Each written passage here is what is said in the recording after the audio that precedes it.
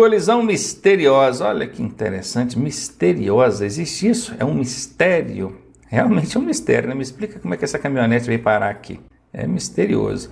Olha algumas características da colisão misteriosa. Ó, envolve apenas um veículo. O que mais? As causas são desconhecidas. Claro, que se as causas forem conhecidas, aí não é misteriosa, não é verdade? O que mais? É um acidente grave, que na maioria das vezes a vítima vai a óbito ou fica tão gravemente ferida que não consegue contar o que aconteceu. Até porque se ela contar, aí já deixa de ser uma colisão misteriosa. Gente, esse lance aqui da colisão misteriosa parece brincadeira, mas é um dos tipos de colisão considerados aí pela direção defensiva. E pergunta em prova, gente, pergunta, vocês vão ver que isso cai na prova. Colisão que envolve apenas um veículo. Qual que é a característica marcante da colisão misteriosa? Envolver apenas um veículo. Por que não envolve mais de um veículo? Porque quanto mais gente envolvida, maior a chance de alguém sobreviver e contar o que aconteceu. Se contar, deixa de ser misteriosa, né, gente? Vou dar um exemplo aqui de colisão misteriosa. Camarada fazendo uma viagem, está ali no seu carro, de manhãzinha, bem cedinho, eram 6 horas da manhã, serração muito baixa. Aí ele não viu a placa, tinha uma placa assim, ó, curva acentuada à direita. Uma curva perigosa para a direita, ele não viu. Serração baixa, ele não viu nem a placa e nem a curva. Quando ele destampou dentro da curva, ele viu que a curva era muito fechada, não conseguiu fazer a curva, passou direto, caiu lá embaixo no buraco, morreu. Horas depois, talvez dias depois, alguém viu aquele veículo lá embaixo, aí chamou a polícia, chamou todo mundo para envolver ali. A polícia judiciária vai lá para fazer a perícia. Chega lá e ela analisa. Bom, não tem marca de frenagem. Então não dá para dizer que alguém entrou na frente, um animal, alguma coisa, não sei. Bom, o motorista pode ter passado mal, às vezes não viu a curva, passou direto. Talvez na hora estava com muita serração, ele não viu a placa, não viu a curva. Talvez ele dormiu. Pode ter acontecido uma falha mecânica, ele não conseguiu fazer a curva. Enfim, levantam-se possibilidades, hipóteses, mas afirmar com certeza a causa do acidente não é possível. E aí, torna-se uma colisão misteriosa. O cara morreu, não sobreviveu para contar. Quando sobrevive, está tão gravemente ferido que não conta. Enfim, é uma característica da colisão misteriosa envolver apenas um veículo, acidente grave e as causas desconhecidas. Outros tipos de acidentes aqui, ó, colisão com objeto fixo. Olha aqui, ó, tem uma haste aqui, um poste, sei lá, uma haste segurando uma placa, e o camarada colidiu com esse objeto. Como é que pode alguém colidir com um objeto fixo, hein? Quase sempre a culpa é exclusivamente do condutor. Realmente, porque poste não atravessa na frente de ninguém, né, gente? É o condutor que vacilou ali. As causas são falta de atenção, excesso de velocidade. É muito comum em condutores alcoolizados ou com sono. O cara bêbado não conseguiu controlar o carro, colidiu ali com o poste, com a mureta, seja lá o que for. Ou então com sono, dormiu, passou mal também, né? É muito comum que em casos de alcoolismo ou sono, são os principais casos, as principais causas, né, que levam aí a essa colisão com objeto fixo. Tem mais? Tem colisão com ciclista. Tem gente que fala que o ciclista a gente não colide, a gente atropela, né? Não, é colisão mesmo. Bom, respeite a distância lateral de segurança, que é 1,5 m, a gente já sabe bem, já falamos disso várias vezes. Mantenha-os em seu campo de visão. Você dirigindo, você vai perceber que os retrovisores não te mostram tudo que está nas laterais ou traseira. Aliás, tem vários pontos ali que você não consegue ver. São chamados pontos cegos. Daí a importância e a necessidade de você dirigir movimentando a cabeça. Não dá para ficar olhando só para frente, não. Tem gente que critica quando o instrutor na escola pede para o aluno olhar lateralmente na hora de sair. Ah, para quê? Tem retrovisor? Arranca o retrovisor então. Sabe por quê? Porque o retrovisor ele não te mostra bem na lateral aqui, ele te mostra em forma de cone, vai abrindo a visão, mas bem do lado aqui você não consegue ver. E eu mostro isso, tem vídeos nossos aí na internet mostrando isso, o campo de visão. Tem até um que eu simulei, eu saindo de uma garagem com a moto, a Fabiana estacionada assim à margem da pista, ela olhou o retrovisor, não viu a moto saindo da garagem. Aí ela saiu, no que ela saiu na minha frente. Aí eu fui e mostrei, ó, se ela movimenta a cabeça lateralmente, ela tinha conseguido ver naquele ponto cego, onde o retrovisor não mostrava, e tinha evitado então a situação de perigo. Claro que ali foi uma simulação, mas só para mostrar para vocês a importância de olhar, movimentar a cabeça e não confiar só nos retrovisores. Aí trazendo aqui para o caso da bicicleta. A bicicleta é um veículo pequeno, ela facilmente se perde nos pontos cegos. E o ciclista ele não fez curso nenhum de legislação de trânsito, direção defensiva, nada. Né? Ele vai pela experiência dele ali no trânsito, a maldade, o risco que ele está correndo, né? Agora você, motorista, precisa conhecer essas adversidades. Você está estudando isso aqui na teoria. Você vai vivenciar isso no trânsito. Então a sua experiência vivida no trânsito, mas o que você está aprendendo aqui, te mostram que esse ciclista se perde nos pontos cegos. Então movimente a cabeça, tentando mantê-los no seu campo de visão, ampliando o seu campo de visão. Combinado? Lembre-se, os veículos motorizados são responsáveis pela segurança dos não motorizados, tá? Aqui, ó, o motorzão aqui, ó, o vermelhão contra um não motorizado. Então fica ligado nisso aí. Bacana, agora já não é mais colisão, agora é outros tipos de acidentes, nesse caso envolvendo o pedestre, aí já é atropelamento, tá bom? Bora lá, todos os veículos são responsáveis pela segurança dos pedestres. Quando eu digo todos os veículos, aí envolve motorizados e não motorizados. Dê sempre a preferência aos pedestres. Ah, Ronaldo, mas você disse lá na parte de norma de circulação que o pedestre não tem a preferência sempre não. Por exemplo, tem lá a faixa de pedestre, mas tem o semáforo. Aí o semáforo está verde para os carros. Eu tenho que parar e deixar o pedestre atravessar? Não, você não vai parar e deixar ele atravessar o semáforo estando verde para você. Mas se ele entrar na frente, você vai passar por cima dele? Não, né? Então, é a preservação da vida sobrepondo ao seu direito, à sua razão. Então, se ele entrou na frente, deixa passar. Isso é o que a direção defensiva recomenda. Seja educado, gentil e cortês com os pedestres. Lembre-se, você também é pedestre, tá? Quando você não está na direção do veículo, você é pedestre. Seus filhos são pedestres, seus parentes, as pessoas que você ama são pedestres. Então, do jeito que você se relaciona com os outros pedestres, que são parentes dos outros, os outros motoristas também fazem com os seus parentes, os seus queridos. Então, lembre-se, é respeito mútuo, colaboração mútua. Respeite a faixa de segurança, que é a faixa de pedestres, lembrando que se tem a faixa e não tem o semáforo, você tem que parar e deixar o pedestre atravessar, tá? E é claro, o pedestre na faixa, ele se sente num tapete vermelho, né? Foi estendido ali para ele atravessar. Bacana, tá certinho, é isso mesmo. É o direito dele. Mas o pedestre também tem que estar atento que a faixa de pedestre não tem proteção magnética não, tá? Um motorista mal educado ou desatento pode avançar aqui e atropelar. Então não entra rasgando também não. Não chega afobado não. Para lá na calçada, estende a mão. Quando perceber que o trânsito parou todo, aí você atravessa. Manobras de marcha ré é uma manobra a evitar. Evite manobras de marcha ré. Gente, tem motorista que ama marcha ré. Ele adora, é fascinado por marcha ré. É incrível. Tem 5 maneiras dele fazer uma determinada manobra e ele escolhe justamente aquela onde ele precisa fazer marcha ré. Gente, tudo que eu puder evitar para fazer marcha ré, eu evito. Eu tento dirigir como se o carro não tivesse marcha ré. É verdade. Eu estou aqui. Se eu manobrar aqui, eu consigo voltar. Não, eu dou a volta na praça. Eu dou a volta no quarteirão. Entenderam? Tudo que você puder evitar de marcha ré, evite. É uma manobra perigosa, a visibilidade da parte traseira do carro é quase zero, tá? Então cuidado com isso, pare com essa mania de ficar fazendo marcha ré. Tem gente que ama marcha ré, adora marcha ré, pare com isso, tem que odiar, detestar marcha ré. Não se aproxime de esquinas utilizando marcha ré, cuidado com crianças e pequenos objetos que possam estar atrás do veículo, ou seja, fora do seu campo de visão, e para veículos de grande porte, só executar esse tipo de manobra com auxílio do manobrista. Então vamos comentar sobre esses 2 últimos aqui, ó. Crianças e pequenos objetos, e depois a gente vai comentar aqui sobre o manobrista para veículos de grande porte. Vou contar um caso que fica fácil de vocês entenderem, para relacionar aí com esse criança e pequenos objetos. Eu, logo no princípio, assim que eu tirei a habilitação, lá com os meus 18, 19 anos, eu estava dirigindo o meu carro. Aí em frente à casa do meu tio tinha uma vaga enorme, tinha um veículo estacionado lá na frente e para trás não tinha mais ninguém. Eu cheguei e encostei atrás desse carro que estava ali, tranquilo, de boa, cheguei, encostei, não tinha ninguém para trás. Aí o meu tio na janela, eu falei alguma coisa com ele, até saí do carro, agora que eu lembrei, eu saí do carro sim, eu saí, mas saí pela frente do carro. Abri a porta, passei pela frente do carro, fui lá, cheguei na janela, conversei com ele. Na hora que eu voltei, eu passei de novo pela frente do carro, entrei aqui, coloquei a marcha ré e no que eu afastei, eu escutei aquele barulhão.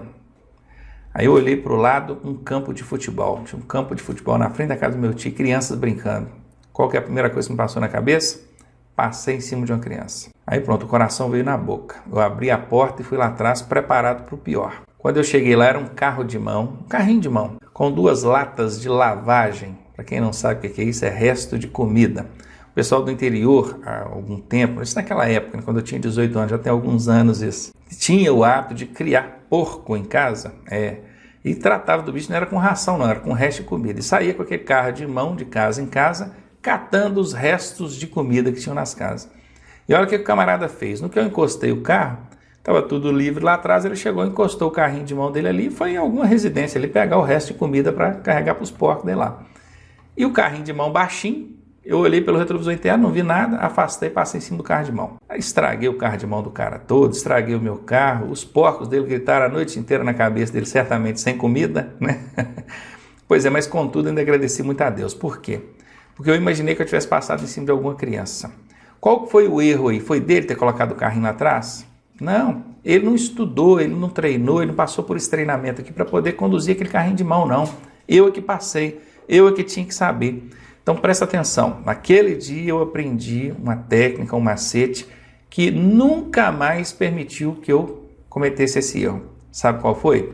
Quando eu fui para entrar no carro, ao invés de passar pela frente, eu passei por trás, eu comecei a passar por trás do carro. E naquele dia eu passei pela frente. Passei pela frente, consequentemente eu não vi que o carrinho estava ali atrás. Se eu tivesse passado por trás, eu teria visto. Entendeu a dica? Toda vez que você for entrar no seu carro, passe por trás do carro. Porque lá na frente você já tem uma visão boa, passe por trás. Até porque você vai sair ali manobrando de marcha ré para depois colocar o carro para fora da vaga. Entendeu? Principalmente em casa, quintal, áreas de estacionamento de condomínios, crianças brincando. Às vezes pode ter uma criança sentada ali atrás, uma criancinha então de 1, 2 anos, caminhando, não tem muita noção de perigo. Eu mesmo vi um carro de autoescola uma vez passar em cima de uma senhora baixinha. Ela atravessou atrás do carro, ela não conhece luz de ré, né? Nem tem que conhecer. O cara já tinha botado marcha ré, mas a senhorinha desceu da calçada, foi atrás, o cara derrubou a senhorinha, parou com o carro em cima dela. Machucou, graças a Deus não aconteceu nada muito grave, mas machucou. Para tirar ela debaixo do carro deu um trabalho danado. Falha de quem? Instrutor, que estava no WhatsApp, e falha do aluno, que primeiro afastou para depois olhar. Primeiro você tem que olhar, depois afastar. E o segundo caso aqui, que fala do manobrista, é o seguinte: não tem nenhuma regra na legislação de trânsito que obrigue o motorista do veículo de grande porte a manobrar utilizando-se de manobrista, aquela pessoa que está lá atrás para olhar. Não tem. Mas a direção defensiva cuida da segurança. E a segurança sobrepõe a regra, sempre, não tenha dúvida disso. Tá bom? Então, se eu estou dirigindo um veículo de grande porte, um caminhão, um ônibus, uma carreta, eu não faço 1 metro de marcha ré sem ter alguém lá atrás para olhar. Agora preste atenção, esse alguém que está lá atrás, ele tem que ter sido orientado, ele tem que ter alguma experiência ou então pelo menos ter sido bem orientado antes dele ir lá para trás. Porque eu estou cansado de ver motoristas que vão lá para trás e fica assim, fica olhando para o retrovisor da gente, né? Eu estou aqui dirigindo, ele está aqui olhando para o meu retrovisor e fazendo assim, ó, olhando para mim. Eu não coloquei lá atrás para olhar para mim, eu coloquei lá atrás para olhar o trânsito. Bacana? Então às vezes está passando o carro e está mandando você vir, né? Loucura. Quem está lá atrás, regra número 1, observar o trânsito de veículos e pedestres. Se tem veículo vindo muito longe, manda afastar e dá o sinal aqui para esse veículo que está vindo longe segurar, aguenta um pouquinho. Se está vindo muito perto, deixa esse veículo passar, você espera, tá? Depois vai. Então se liga nisso aí, porque o manobrista ele evita coisa pior, coisa grave. Não é obrigado, não é obrigatório pela legislação, mas é uma super dica aí da direção defensiva e é claro. Você agora está tirando a sua habilitação B, A, mas daqui a pouco você vai tirar a sua habilitação C, D ou E e você não vai precisar de passar por curso teórico para você reaprender isso. Então, anote isso que eu estou dizendo, tá? Ainda falando de outros tipos de acidentes, agora com motocicletas. Aumente a distância de segmento quando estiver andando atrás de uma motocicleta. Não dispute espaço com motociclistas, dê passagem. Tem gente que fica arranjando picuinha com motociclista no trânsito. Ah, que pessoal folgado, fica passando no corredor. Gente, que ele passe onde ele quiser. Eu quero ele longe de mim. Se eu sou o motorista do carro, eu vou querer o motociclista ficar andando do meu lado ou atrás de mim? Vai embora, meu filho. Se eu puder encostar e deixar ele passar, é menos um ali no congestionamento, né? Para atrapalhar mais ainda o trânsito. É ele longe de mim. Então para com essa bobeira. Deixa o motociclista passar, tá bom? Olhe com muita atenção antes de mudar de faixa. Olha aqui, ó, pelo retrovisor aqui, ó. O camarada vai fazer uma mudança de faixa, olha o motociclista vindo, ó. Direto, gente. Isso acontece todo dia, o dia inteiro. É gente mudando de faixa na frente de motociclista. Os motociclistas arrancam o miolo do escapamento, que é para a moto fazer bastante barulho, porque se o cara não enxergar, pelo menos ele escuta, né? Claro que isso é uma infração de trânsito, não é a medida mais adequada a ser adotada, mas é o que o pessoal está fazendo para sobreviver. Porque o motorista não olha o retrovisor, quem sabe ele escuta, né? Isso hoje em dia, com ar-condicionado, vidro fechado, som alto, nem isso está resolvendo, não é verdade? Mas você, motorista do automóvel, do caminhão, do ônibus, vai mudar de faixa, presta atenção no retrovisor, se possível, movimente a cabeça lateralmente, porque a moto costuma se perder também no campo de visão, assim como acontece com as bicicletas, tá? Cuidado ao abrir a porta, olha aqui, ó, o cara abriu a porta na frente do motociclista assintosamente, coitado do motociclista, né? E não confie somente nos espelhos retrovisores, movimente a cabeça, para quê? Para ampliar o campo de visão e eliminar, né, eu já até falei aqui, ó, eliminar pontos cegos. Lembre-se que os motociclistas são pequenos, veículos pequenos, se perdem facilmente. Inclusive, esse é o motivo deles terem que andar com o farol aceso. Porque o facho de luz do farol ele passando para lá e para cá, às vezes pega ali num reflexo, num retrovisor, num vidro, uma coisa qualquer, te ajuda a visualizá-los. É muito importante esse farol aceso aqui. Tanto que andar com o farol da motocicleta apagado, seja porque está queimado ou porque esqueceu de acender, é uma infração gravíssima e dá suspensão do direito de dirigir, tá? Fique ligado aí se você está tirando a sua habilitação para moto. Ainda falando sobre outros tipos de acidentes, agora colisão com trem. Parece uma coisa inimaginável, uma pessoa entrar na frente de um trem, mas acontece. Agora com as redes sociais fica bem mais fácil a gente falar disso, porque vira e mexe aparece um videozinho aí de veículo parado sobre a linha férrea e o trem colidindo com ele, né? Mas enfim, tem umas regrinhas aí. Antes de transpor uma passagem de nível, pare, olhe e escute. Isso não é só recomendação da direção defensiva não, tá? Isso é regra de trânsito mesmo. Passagem de nível é o cruzamento com a linha férrea, eu acho que vocês já sabem disso, né? Tem que parar, meu amigo, imobilizar, não é só diminuir a velocidade, não, é imobilizar totalmente o veículo. Aí olhe para os dois lados, escute também, presta atenção aqui, às vezes você não está vendo por algum motivo, às vezes serração, chuva, alguma coisa, então escutar também vale muito. O que mais? Jamais atravesse se os sinais estiverem fechados. Nesse caso aqui do desenho não tem a cancela, né? Aquela cancela que baixa para segurar o carro. Estou vendo aqui a plaquinha de Cruz de Santo André, que representa que tem o cruzamento com a linha férrea, mas não tem a cancela. Tendo a cancela, se o sinal estiver fechado, e às vezes também não tem a cancela, ou não tem a cancela, né? Mas tem aquele semáforozinho do vermelho e do verde, estão lembrados? O vermelho e o verde só? Está vermelho, meu amigo, é porque não pode passar, tem que esperar, né? Vocês viram lá na parte de sinalização de trânsito, quando eu falei de sinalização semafórica de regulamentação, tem aquele semáforo que não tem o amarelo, é só o vermelho e o verde. É para controle de fluxos específicos aqui, ó, pedágio, cruzamento com linha férrea, ponte móvel, por aí vai. Então tem o semáforozinho, tem que esperar, vai estar fechado, jamais atravessa se os sinais estiverem fechados. Tem gente que arrisca, acha assim que vai dar tempo, né? E o grande problema é que você está vendo uma linha só, né? Só uma linha de trem, você precisa rapidinho eu passo. Bom, se der tudo certo, se der tudo bem, você consegue sim atravessar uma linha só. O problema é que na maioria das vezes não é, são várias linhas de trem ali. Aí o camarada passa uma, passa duas, às vezes o veículo morre, apaga o motor, alguma coisa acontece e ele está lá no meio. E no que apagou, ele não sabe, no que ele olha de longe, sim, vê o trem vindo, ele não sabe se está na linha de lá, na de cá, ele fica meio perdido. Ou seja, o acidente acontece, não tenha dúvida disso, tá? E por fim, não mude a marcha durante a transposição da ferrovia. Por quê? Imagine, você colocou uma primeira, acelerou, soltou a embreagem, o carro foi. No meio da passagem, você vai puxar uma segunda e erra a marcha. Cai uma quarta. O carro faz assim, pup, pup, e apaga o motor. Olha você em cima da linha de trem ali, com o motor apagado.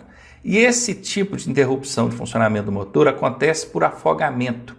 Passa combustível demais, o veículo afoga. E um veículo afogado, quem entende um pouquinho de carro sabe que o carro não pega tão facilmente. Aí, meu amigo, você está lá em cima da linha, carro parado, motor apagado, você tentando ligar o carro na chave, não vai, aí você apavora aí que o carro afoga mais ainda, você fica acelerando, dali a pouco o acidente aconteceu, já era pau mal, né? Então não mude a marcha enquanto estiver transpondo a linha férrea. Põe a primeirinha, acelera no talo, saiu do lado de lá, aí você puxa uma segunda. Esse mesmo macete da marcha aí vale também quando você estiver transpondo uma rodovia. Você vai fazer o trevo ali, ó, bacana. Aí chegou, parou na placa de parada e a rodovia está bem aqui na sua frente. Vai atravessar a rodovia, não muda a marcha enquanto estiver atravessando a rodovia, não, acelera. Atravessou a rodovia, aí você puxa a segunda. Bacana? Super dica aí, hein? Colisão com veículo de grande porte. Olha, mantenha-se no campo de visão do motorista. Lembra que a bicicleta e a motocicleta, por serem pequenos, se perdem do seu campo de visão, fogem dos campos onde o retrovisor mostra, caem nos pontos cegos? Pois é, a mesma coisa acontece quando você está dirigindo um automóvel ou uma motocicleta, próximo a um caminhão, próximo a um ônibus, próximo a uma carreta. Quando aqui eu digo para você manter-se no campo de visão, é de maneira que você esteja vendo o retrovisor daquele motorista daquele veículo ali. Está atrás de um caminhão, anda um pouquinho de lado, você está vendo o retrovisor dele, ele está te vendo. Eu vi até escrito uma vez num lameiro de um caminhão, lameiro é aquela proteção que tem na roda traseira ali, escrito assim, na traseira do caminhão: se você vê o meu retrovisor, eu te vejo. Isso é o motorista do caminhão falando para mim, só olha, você está vendo o meu retrovisor? Não, eu estou atrás do caminhão, só eu também não estou te vendo não. Agora chega para o lado um pouquinho. Você está vendo o meu retrovisor? Sim. Agora eu estou te vendo. Viu? Vou te contar uma experiência que aconteceu comigo também. O pessoal pensa, poxa, aconteceu tudo com o Ronaldo, né? Mas é a vida me ensinando. Até porque quando eu fui tirar a carteira, eu não precisei de fazer curso. Minha carteira é bem antiguinha, né? Antes do atual Código de Trânsito eu já tinha carteira. Então naquela época não precisava fazer autoescola não. E eu não fiz. Estudei sozinho e fui aprender na marra depois no trânsito. Uma coisa que quase custou minha vida. Eu andando atrás de um caminhão, de repente o caminhão parou. E eu de moto, hein? Parei atrás do caminhão, questão de 2 metros assim da traseira dele no máximo. Só que eu parei exatamente atrás do caminhão. Eu não estava vendo os retrovisores do motorista do caminhão lá. E ele também não estava me vendo. Ele parou para fazer uma marcha ré, ele ia fazer uma manobra e eu não sabia disso. Ele parou, eu parei atrás, ele meteu a marcha ré e voltou. Moto tem marcha ré, meu amigo? Tem não. E eu não tinha espaço para frente para sair, que eu parei muito perto. Ele veio em cima de mim e eu não tive outro recurso. Ainda bem que eu pensei rápido. Joguei a moto no chão e saí correndo em direção, né, a ele ali. Gritei, só para. O que houve? Tem uma moto lá atrás. Aí de quem que é a moto? É minha. Contudo, o pior não aconteceu. Não chegou nem a esbarrar na moto. Eu também já não estava lá, já não tinha problema. Mas viram o tamanho do problema aí? Eu parei atrás. Eu não estava vendo o retrovisor dele, consequentemente eu estava fora do campo de visão dele. Se eu estou fora do campo de visão, ele vai afastar em cima de mim, isso vai acontecer. O acidente pode acontecer. Outra coisa é quando uma carreta, um veículo de grande porte, vai fazer uma curva. Presta atenção. Se a carreta vai virar para a direita, ela não pode vir coladinha na direita, porque senão ela não consegue fazer a curva. Ela passa em cima da calçada, não é? O que o carreteiro faz? Ele quer virar para a direita, ele joga a carreta lá para a esquerda. O que inclusive foge um pouquinho daquela regra que a gente aprendeu, né? Quer virar para a direita, chega para a direita. Quer virar para a esquerda, chega para a esquerda. Isso em veículo de grande porte não se aplica na prática. Por quê? Porque ele não vai conseguir fazer a curva se ele colar do lado direito. Então ele vai virar para a direita, ele joga a carreta lá para o lado esquerdo. Mas a seta dele está para a direita. O motorista atencioso percebe que a seta está para a direita e não entra ali do lado da carreta. Agora o motorista desatencioso acaba entrando ali do lado e o carreteiro não vê ele porque ele foge do campo de visão. Imagina, a carreta, uma vez que a cabina dela lá, ó, a unidade extratora, dobrou, o retrovisor já está jogando para a carroceria, não está jogando mais para o trânsito aqui, ó. Aí ele já não está vendo mais, fugiu do campo de visão dele. Aí dobrou aqui, ele sai pegando o carro, sai arrastando o carro toda a vida. Também tem um monte de vídeos na internet mostrando acidentes desse tipo aí. Eu não coloco aqui no curso, porque não são vídeos produzidos por mim, eu não tenho direito sobre esse vídeo, então eu não posso usar. Mas se você procurar e pesquisar na internet, você vai achar um monte. Bacana? Então é isso, mantenha-se no campo de visão desse motorista de grande porte. Respeite as distâncias de segurança, tanto de segmento quanto lateral, tá? E por fim, tenha paciência para aguardar a oportunidade ideal para uma possível ultrapassagem. O veículo de grande porte, ele tende a desenvolver uma velocidade menor mesmo do que os automóveis, até porque ele é grande, ele é pesado.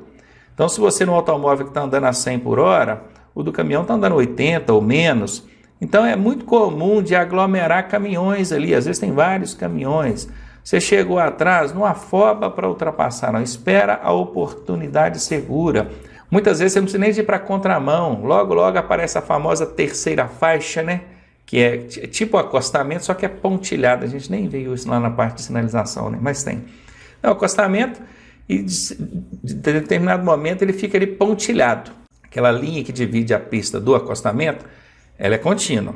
Mas quando ela fica pontilhada é porque vira terceira faixa. Então os veículos de grande porte encostam, você passa tranquilamente. Não afoba não, vai com calma e no final dá certo. Ainda falando de outros tipos de acidentes, agora os abalroamentos, alguns chamam assim. É aqueles barrãozinhos lateral, né? Respeite a distância lateral de segurança de 1,5 m. Ô Ronaldo, mas tem 1,5 m a respeitar de veículos? Não, só da bicicleta que a regra determina. Mas a direção defensiva recomenda que você mantenha uma distância de 1,5 m também dos demais veículos. Tem algum problema? Não, né? Então, recomendação, 1,5 m. O que mais? Execute as conversões dentro da sua mão de direção. O que é conversão? É mudar de direção. Nós vimos lá na parte norma de circulação que para fazer uma conversão à esquerda, fazer uma conversão à direita, tem todo um procedimento. Chega para lá, chega para cá, vira aberto, vira fechado, sinaliza. Tudo para que você faça dentro da sua mão direcional, atingindo o menos possível, ou seja, invadindo o menos possível da mão contrária, ou da faixa contrária, ou da faixa da qual você não deveria estar. Então faça corretamente, da maneira adequada, que já vai evitar esses abalroamentos, essas pequenas colisões laterais ali. Redobre a atenção ao se aproximar de cruzamentos, nós já falamos sobre isso, né? Cruzamento é onde acontece a maioria dos acidentes, 1/3 acontece nos cruzamentos, então fique ligado. Bom, agora eu quero que você preste muita atenção nisso aqui, porque isso aqui tanto é cobrado com bastante frequência em prova, como também é utilizado na sua prática do dia a dia, dirigindo. Nós vamos falar aqui de percepção, reação, frenagem e parada. Vamos fazer o seguinte, olhe toda essa simulação aqui e pense o seguinte, aonde você está vendo esse risco vermelho aqui, ó, tá vendo do final aqui? Imagine que isso aqui é um obstáculo, uma carreta que tombou e está atravessada na pista. Você não tem para onde desviar, você vai ter que parar o veículo. E aqui nós temos um veículo, parece um veículo possante, né? Um esportivo aí, ó, bacana, com freio chique, ABS, tudo bacana. Você está dirigindo aqui, ó, numa pista pavimentada, pavimentação boa, de dia, pista seca, tudo é favorável, tá bom? E a velocidade máxima permitida aqui é 80 por hora e você estava a 80 por hora. Vamos considerar isso. Então, nesse momento, onde está esse veículo aqui, esse camarada vê essa carreta tombada aqui, atravessada na pista. No momento que ele vê, ele fez o quê? Ele percebeu, não é? Ele percebe, imediatamente ele faz o quê? Ele tira o pé do acelerador e leva no freio. Então, ele reage. Isso chama-se tempo de percepção, ó, tempo de percepção e reação.